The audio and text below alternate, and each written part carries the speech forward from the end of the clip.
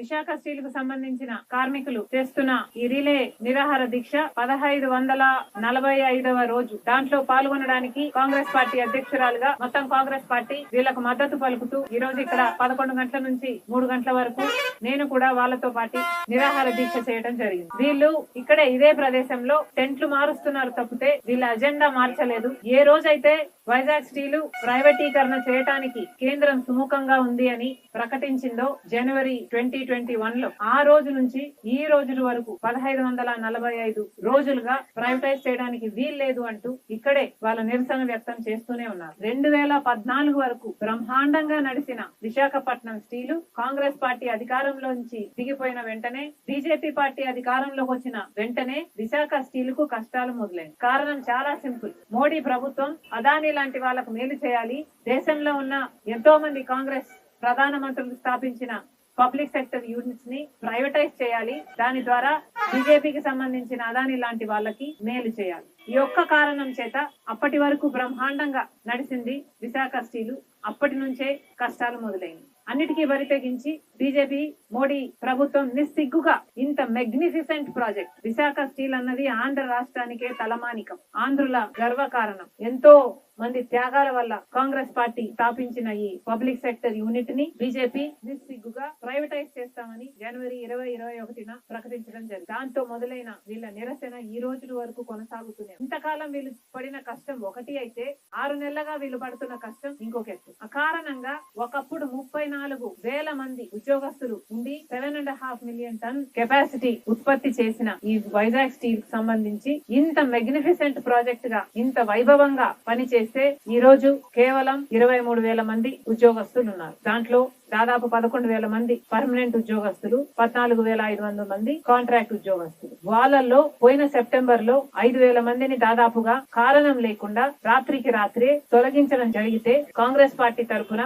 నేనే ఇక్కడికి వచ్చి వీళ్ళని మళ్ళీ రీఇన్స్టేట్ చేసుకోకపోతే నిరాహార దీక్ష చేస్తామని బెదిరిస్తే వాళ్ళని వెంటనే రీఇన్స్టేట్ చేసుకోవడం జరిగింది. కానీ ఇప్పుడు మళ్ళీ అదే కుట్రను పనుతున్నారు. మళ్ళీ విశాఖ స్టీల్ ని నిర్వీర్యం చేయడానికి ఇక్కడ నిరుద్యోగులను తొలగించే కుట్ర జరుగుతుంది. ఎందుకంటే బీజేపీ పార్టీ మనిషి అదాని పక్కనే గంగవరం పోర్టు ఉంది. దాన్ని జగన్మోహన్ రెడ్డి గారు రాజశేఖర రెడ్డి గారి కొడుకై ఉండి కూడా రాజశేఖర రెడ్డి గారు గంగవరం పోర్టు ప్రభుత్వం చేతిలోకి మళ్ళీ 30 సంవత్సరాలకి రావాలి అన్న ఉద్దేశంలో రాజశేఖర రెడ్డి గారు పని చేసినా కూడా జగన్మోహన్ రెడ్డి గారు ప్రభుత్వానికి ఉన్న 10% ని కాస్త కేవలం 600 కోట్ల రూపాయలు అదానికి ఇచ్చేయడం జరిగింది. ఈ ప్లాంట్ ను కూడా అదానీ లాంటి వాళ్ళ చేతుల్లో పెట్టాలన్నదే బీజేపీ ప్రభుత్వం అజెండా. ఇంత భయంకరమైన కుట్ర జరుగుతుంది కాబట్టి ఈ ఎంప్లాయీస్ ని తొలగించుకుంటూ పోతే వీళ్ళ ప్రెషర్ తగ్గితే ఏదో ఒక రోజు అదానీ లాంటి వాళ్ళకి అమ్మేయొచ్చు దీన్ని అన్నది బీజేపీ అజెండా. ఎందుకంటే దాదాపు 23,000 ఎకరాలు విశాఖ స్టీల్ కు ఉన్నాయి. దాని విలువ దాదాపు 4 లక్షల కోట్ల రూపాయలు. కేవలం వాటి మీద కన్ను పడింది కాబట్టే బీజేపీ సర్కార్ ఈ కుట్రలు అన్ని చేసి బ్రహ్మాండంగా నడిచే ప్రాజెక్టు. దీనికి ఇప్పుడు ఎన్ఎండిసి నుంచి సప్లై చేసే రా మెటీరియల్ అయితేనేమి, పవర్ సప్లైకి కావాల్సిన బొగ్గ అయితేనేమి, లాజిస్టిక్స్ పరంగా ట్రాన్స్పోర్టేషన్ కావాల్సిన కాస్ట్ అయితేనేమి అన్ని పెరిగిపోయింది, పెంచేశారు. నిజం చెప్పాలంటే ఒక్కొక్కటిగా టార్గెటెడ్ గా ఫోకస్డ్ గా వైజాగ్ స్టీల్ ని హ్యాండిక్యాప్ చేయడానికి ఒక్కొక్క ఆర్గన్ ని తీసేసుకుంటూ పోతే మొత్తానికే మెల్లగా ఆక్సిజన్ ని తీసేస్తే సైలెంట్ కిల్లింగ్ ని చేస్తే ఆఖరికి వాళ్ళు ఇష్టం వచ్చినట్టు చేసుకోవచ్చు అన్నదే బీజేపీ ప్రభుత్వం అజెండా లాగా కనిపిస్తుంది. మీరు కాస్ట్ ఆఫ్ ప్రొడక్షన్ తగ్గించాలి అనుకుంటే మీరు రా మెటీరియల్ కాస్ట్ తగ్గిస్తారా 10 రూపాయలు 15 రూపాయలు, లేకపోతే మ్యాన్ పవర్ ఉన్న మ్యాన్ పవర్ ను కూడా తీసేసుకుంటూ పోతారు. ఒకవైపేమో మేము దీన్ని 7 మిలియన్ టన్స్ కు తీసుకెళ్తామని చెప్తున్నారు, ఇంకో వైపేమో ఉన్న వాళ్ళను కూడా తీసేస్తున్నారు. ఎలా నమ్మటం మీ మాటలు? అసలు నిజమేది అబద్ధమేది? ఒక నాయకుడేమో ఒకలాగా మాట్లాడతారు, ఇంకో నాయకుడు ఎలక్షన్లు వస్తే ఇంకోలాగా మాట్లాడతారు. ఎవరు ఇష్టం వచ్చినట్లు వాళ్ళు మాట్లాడుతున్నారు. కానీ ఇక్కడ ఆలోచించాల్సిన విషయం ఏమిటంటే ఇక్కడ 1,000 మంది బ్రతుకుతున్నారు. ఇంతమంది కార్మికులే కాదు, కనీసం ఈ 25,000 మంది కార్మికులు అనుకున్నా కూడా ఇండైరెక్ట్ గా దీని మీద ఆధారపడి బతికే వాళ్ళు 1,00,000 మంది అయినా ఉంటారు. అంటే వాళ్ళ కుటుంబాలందరూ ఏమైపోవాలి? అసలు ఇంతమంది ఇటీవల కాలంలో 6 నెలల్లోనే కేవలం 6 నెలల్లోనే ఒక అజెండాగా పెట్టుకుని 2,000 మందిని కాంట్రాక్ట్ ఉద్యోగస్తులను తొలగించడం జరిగింది.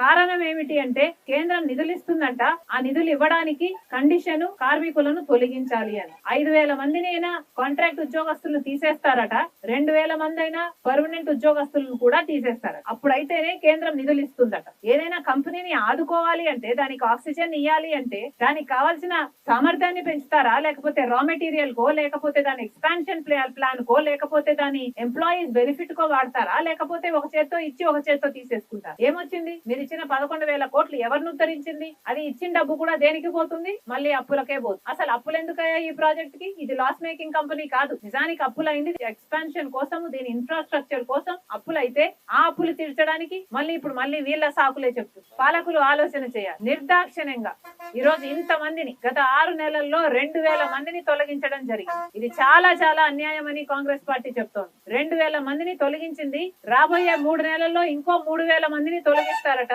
అలాగే పర్మనెంట్ ఉద్యోగస్తులను కూడా 2,000 మందిని తీసేస్తారట. ఎవరికి న్యాయం చేస్తున్నారు? చంద్రబాబు గారైనా కూడా పక్కన మిట్టల్ వాళ్ళ దానికి అన్ని పర్మిషన్లు ఇచ్చారు అని మోడీ గారిని మొన్న సభలో పొగిడారే. మరి అలాంటప్పుడు పక్కనే ఉన్న వైజాగ్ స్టీల్ ని మీరు ప్రైవేటైజ్ చేయరు అన్న గ్యారంటీ ఇవ్వండి అని మోడీ గారు అని అదే సభలో ఎందుకు అడగలేకపోయారు? అందరూ అక్కడే ఉన్నారు కదా, వైజాగ్ గురించి మాట్లాడుతున్నారు కదా. మరి మీకు కనిపించలేదా? వైజాగ్ స్టీల్ డిమాండ్ లేదా? జైల్లో కలపాలని, క్యాప్టివ్ మైన్ కావాలని, ఇక్కడ ఎంప్లాయీస్ ని ఆదుకోవాలని? మీకు కాదా ఓట్లేసింది ఇక్కడ ప్రజలు? ఇక్కడ ఎమ్మెల్యేలైనా ఎంపీలైనా అంతా తెలుగుదేశం పార్టీ వాళ్ళు, జనసేన వాళ్ళే కదా. మరి ఆ మాత్రం బాధ్యత లేదా మీకు ప్రజల పట్ల? మళ్ళీ చెప్తున్నాం, ఇది చాలా చాలా అమానుషం. ఇంతమందిని తొలగించడం చాలా అమానుషం, చాలా అన్యాయం. ఇది వరకు కూడా చెప్పాము, కాంగ్రెస్ పార్టీ ఈ కార్మికుల పక్షాన నిలబడుతుంది, వైజాగ్ స్టీల్ పక్షాన నిలబడుతుంది అని ఇది వరకు కూడా చెప్పాము. మళ్ళీ చెప్తున్నాము, వైజాగ్ స్టీల్ ప్రైవేటైజ్ కావడానికి కాంగ్రెస్ పార్టీ ఒప్పుకోదు. మా ప్రాణాలు పెట్టైనా సరే